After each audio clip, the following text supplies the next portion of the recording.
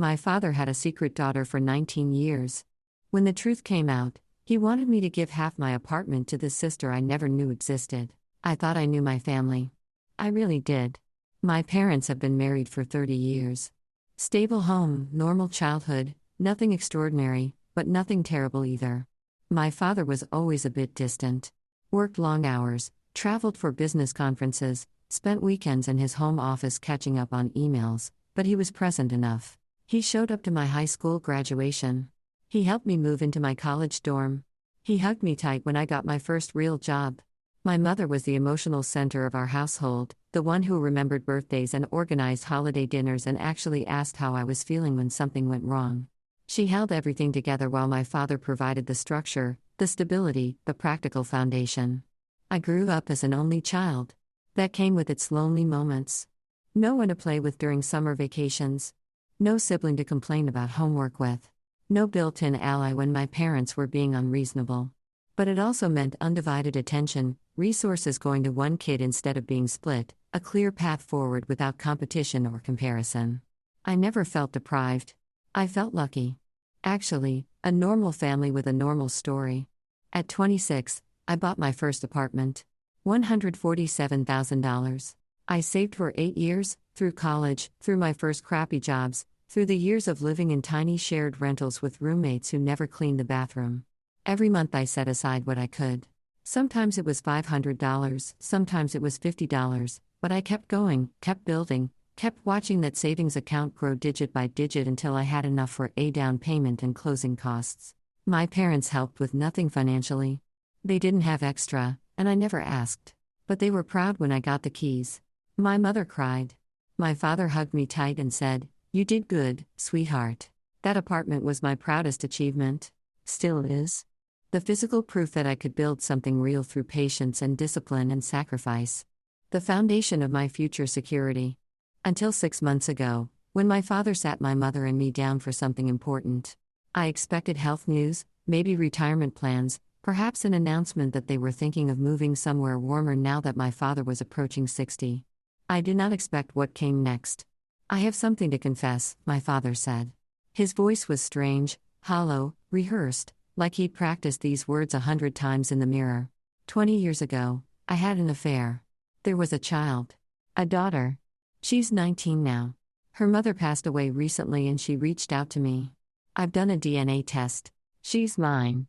I watched my mother's face collapse. 30 years of marriage recontextualized in a single sentence. A daughter nobody knew about. A betrayal 2 decades old surfacing now because a woman had died and a girl had nowhere else to turn.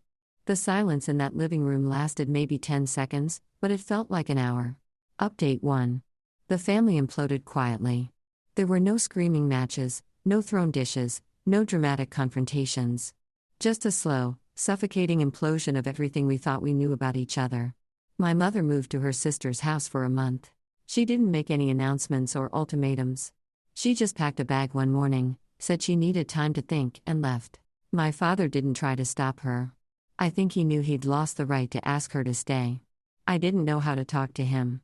The man I'd respected my entire life was suddenly a stranger who'd been lying since I was 8 years old. Every memory felt contaminated now. Every business trip, every late night at the office, every moment he seemed distracted or distant. Was he thinking about them? The other woman, the other daughter, the other life he'd built and then abandoned. The half-sister existed somewhere out there. A real person with my father's DNA, raised without my father's presence, now orphaned and reaching out for connection. I learned bits about her through my father's guilty confessions, which came in waves during those first few weeks. He seemed compelled to tell me everything, as if the truth would somehow absolve him if only he could get it all out. Her mother was a woman my father met at a work conference. The affair lasted about a year, hotel rooms in other cities, lies about extended business trips, a double life that must have required constant vigilance to maintain. When she got pregnant, my father panicked. He ended things abruptly. Sent money occasionally, but never visited. Never acknowledged paternity publicly. Never told anyone in our family that he'd fathered another child. The mother raised the girl alone. Multiple jobs, tiny apartments, no support system beyond what she could cobble together herself. She never told her daughter who her father was until she was dying of cancer, When she finally gave her my father's name and the few photos she'd kept from their brief relationship, the girl grew up poor. Struggled in school without tutoring or resources. Never went to college because there was no money and no one to guide her through the application process.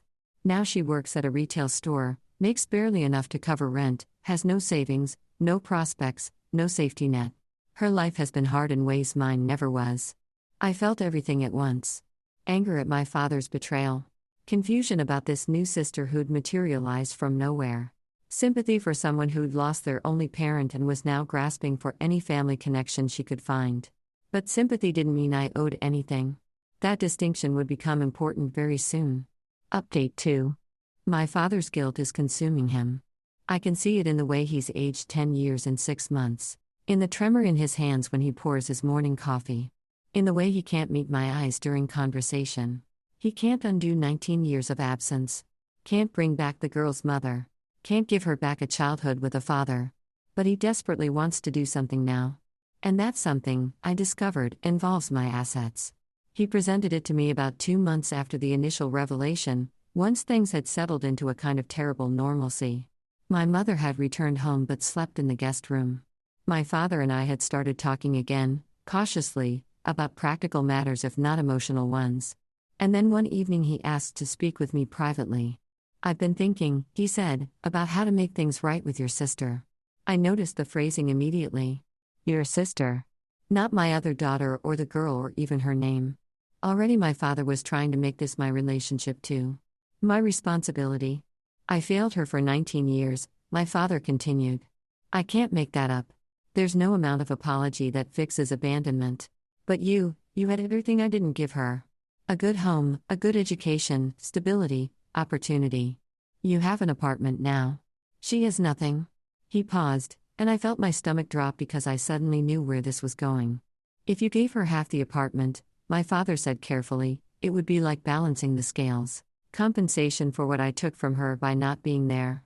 You could co-own it, or sell it and split the proceeds. Either way, she would have something real. Something valuable. Something that represents the years she was denied. I stared at my father. You want me to pay for your affair with my apartment? He flinched. It's not about punishment. It's about fairness. She's your sister. She has nothing. You have something you can share. Dad, I said slowly, trying to keep my voice steady, you abandoned her. Not me.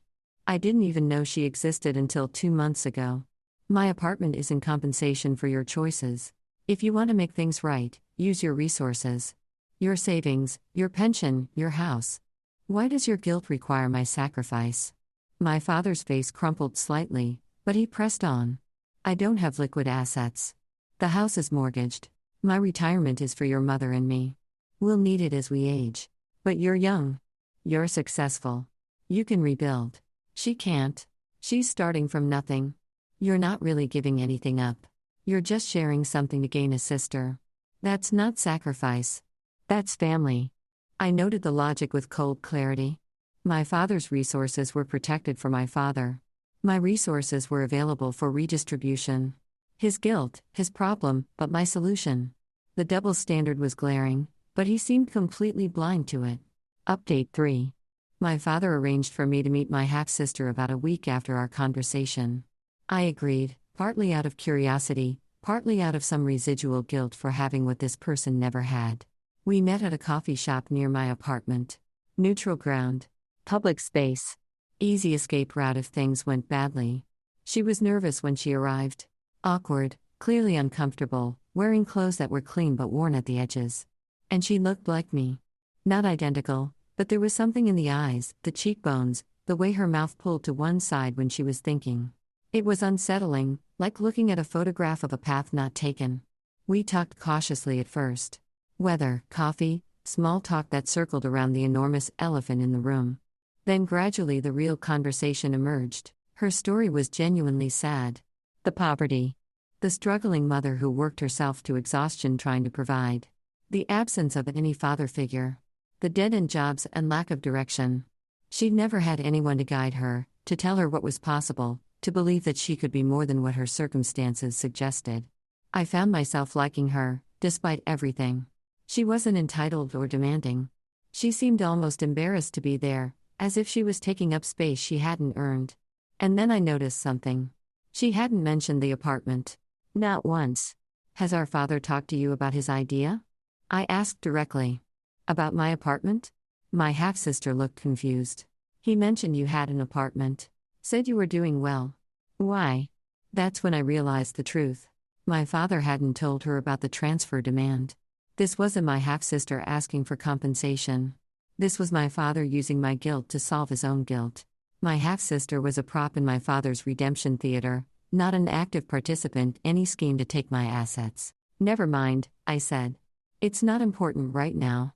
But it was important. It changed everything. Update 4. I confronted my father the next day. She doesn't even know you're asking me to give her half my apartment, I said. This isn't about what she needs. This is about what you need. Absolution? You want to feel like you've done something for her, but you want me to pay for it. That's not making things right. That's transferring your guilt bill to my account. My father's face crumpled completely. He started crying. Not the dignified tears of a proud man humbled, but the ugly gasping sobs of someone who's been carrying a weight too heavy to bear alone. I've lived with this for 19 years, he choked out. Every time I looked at you, I thought about her. What she was missing? What I was denying her by my cowardice. I was a coward then and I'm a coward now. I don't know how to fix this. I don't know how to be her father at this point. It's too late for that.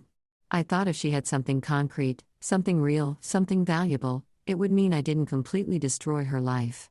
I know it's not fair to ask you. I know. But I don't know what else to do. I felt for him, genuinely. The man was being destroyed by guilt, drowning in a mistake he could never unmake. The affair was terrible. But the abandonment was worse. And the 19 years of silence worst of all. He'd built a wall around that secret, and now the wall had collapsed, and he was buried in the rubble of his own choices. But empathy doesn't mean compliance. Dad, I said quietly, I'm sorry you're suffering. I'm sorry she grew up without you. But my apartment isn't a bandage for your wound. I worked for that apartment. I saved for 8 years. I built that security myself. Dollar by dollar, sacrifice by sacrifice. Giving it away won't heal your guilt. It won't give her back her childhood. It will just make me a victim of your choices too. And I won't do that. He nodded slowly, the fight draining out of him. He didn't argue. I think some part of him knew the ask was unreasonable, had always known, but desperation had made him grasp at any solution that seemed concrete and immediate. What do I do then? He whispered. You do the actual work, I said. You build a real relationship with her. You show up. You listen. You help where you can with your own resources, not mine. You become a father now, even though it's 19 years too late. There are no shortcuts. No purchased reconciliations. Just the slow, painful work of earning trust you never deserved. My mother, when I talked to her about it, was a voice of clarity despite her own devastation. Your father wants someone to share his guilt, she said. We were sitting in the kitchen, both of us clutching cups of tea that had long gone cold. He chose you. Don't let him. She paused, staring out the window at the backyard where I'd played as a child. His daughter is a victim, she continued. That girl didn't ask to be born into that situation. Didn't ask to be abandoned. Didn't ask to lose her mother. She deserves compassion. But you don't have to become another victim to give her that compassion. Your father's guilt is his to carry. Distributing it to others isn't redemption. It's diffusion. It doesn't actually help anyone heal. It just spreads the wound around. He was right. He usually was. Update 5. I met my half-sister again about a week later. This time I was honest with her about everything. I need to tell you something, I said. Our father asked me to give you half my apartment as compensation for his absence. I'm not going to do that. But I want you to know it's not because I don't acknowledge you as family, I continued. It's because your compensation shouldn't come from me. It should come from him. He's the one who owes you 19 years. Not me. I was 8 years old when he made his choice. I didn't have an affair. I didn't abandon anyone. My apartment doesn't belong on those scales. My half-sister was quiet for a long moment. Then she said something that changed how I saw the entire situation. I didn't ask for your apartment. I didn't even know about any of this until you just told me. I just wanted to know who my father was. To have some connection to the other half of where I came from. I'm not here to take things from you. She paused, fiddling with her coffee cup. Our father is dealing with guilt by trying to spread it around. I get it. He feels terrible, and property seems like something concrete he can point to and say, "Look, I did something." But I don't want your apartment. I want answers. History. Maybe eventually a sister. That's not something you can buy with a property transfer. That's when I knew my father's plan had never been about what my half-sister actually needed. It was about what my father needed, to feel like he'd done something, to have a tangible gesture that proved his redemption. A property transfer would have felt like something while being essentially nothing. A band-aid on a wound that required surgery. I can't give you my apartment, I said. But I can help in other ways. If you want to go to community college, I'll help with books and supplies. If you need a reference for a better job, I'll provide one. If you want to know about our family history, our grandparents, where we came from, the stories I grew up hearing, I'll share what I know. I can be a sister without being a bank. If that's enough, let's try this. If it's not, I understand. My half-sister looked at me for a long moment. Then she smiled. Small, hesitant, but genuine. "That's more than enough," she said. "That's actually what I was hoping for." It's been a year since my father dropped his bomb. The family looks different now. Feels different. Probably will never be the same. But we're still here, still trying, still navigating the wreckage of a secret that lasted 2 decades. My parents are in counseling. Their marriage is uncertain. My mother still hasn't moved back into the master bedroom, and there are silences between them that feel like chasms. But they're talking. Working through it.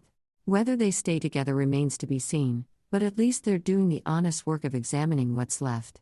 My father is building a relationship with his other daughter. It's awkward, slow, painful in ways that are sometimes difficult to watch. He doesn't know how to be a father to a grown woman. He missed all the easy parts, the childhood games, the homework help, the graduations and milestones. Now he has to start from scratch with someone who is essentially a stranger, trying to earn trust he never deserved in the first place. There are no shortcuts. No purchased reconciliations. Just the slow, grinding work of showing up, listening, and trying to be present in whatever small ways he can. It's harder than writing someone else's check would have been. That's the point. My half-sister and I have met maybe 10 times in the past year. We're not sisters in the full sense. We don't have shared memories, inside jokes, the easy shorthand of people who grew up together. But we're something. We text occasionally. We get coffee when our schedules align. I helped her with her first semester's books when she enrolled in community college, as promised. Not an apartment. Just books. A small thing, but real. She seems more stable now. More hopeful. Having a name for her father, a connection to her other family, seems to have given her something solid to stand on. She mentioned last time we talked that she's thinking about transferring to a 4-year program once she finishes her associate's degree. She has direction now. Possibility. A sense that her story isn't finished yet. We were at a diner last week, sharing a plate of fries neither of us was particularly hungry for. She'd been telling me about a professor who encouraged her to apply for a scholarship, and I'd been listening and occasionally offering advice when it seemed useful. I thought finding my father would give me answers, she said eventually. Instead, I got more questions. But also a sister. Sort of. I nodded. Sort of as a start. We ate in comfortable silence after that. 2 strangers who shared DNA, building something real because the easy path was refused. Final thoughts. My father had a secret daughter for 19 years. When the secret came out, he wanted me to transfer half my apartment to this sister I never knew existed. Compensation, he called it. Balancing the scales. But they weren't my scales. I didn't have the affair. I didn't abandon anyone. I was 8 years old when my father made his choice, and 28 when he decided I should pay for it. I refused. Not because I don't care about my half-sister. I do, in the complicated way you care about strangers who share your blood. But because my apartment isn't a redemption coupon for my father's guilt. He wanted an easy gesture. Transfer property, feel absolved, move on. That's not how guilt works. That's not how relationships work. That's not how anything real works. He abandoned a child for 19 years, then asked me to compensate that child with my apartment. My apartment that I bought because he felt guilty. His affair, his abandonment, his guilt, but my payment. That's not making things right. That's outsourcing consequences. My father said my apartment would balance the scales. What scales? I didn't tip them. I didn't have an affair. I didn't abandon anyone. The scales are between him and his daughter. My apartment doesn't belong on those scales at all. He protected his own assets. The house is mortgaged. Retirement is for mom and me. But my assets? Available for redistribution. His guilt. His problem.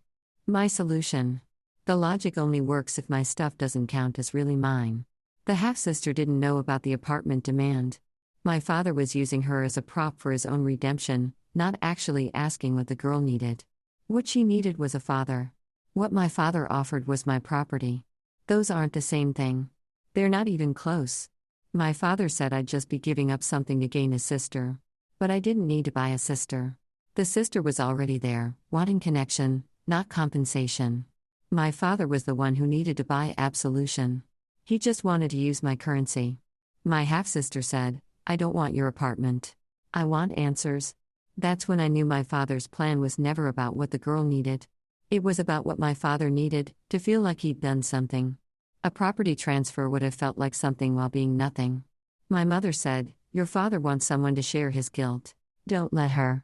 She lost 30 years of trust to his secret. She understood. His guilt is his to carry.